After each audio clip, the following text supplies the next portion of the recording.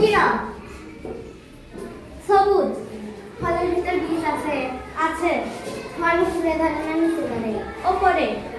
ফল কি রান্না করে খাওয়া যায়? না। ফল দেশের না বিদেশে? দেশের। ফলের মধ্যে পানি আছে? আছে। ফল রান্না করে খাওয়া যায়? না। ফলের কালার কি হয়? সবুজ।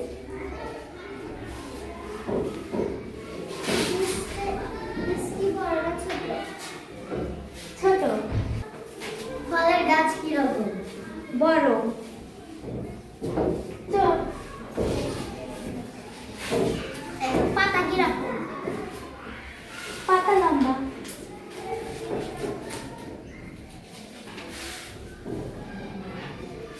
তোমরা কি বুঝতে পেরেছো? জি। জান্নাতি বলো। জাম।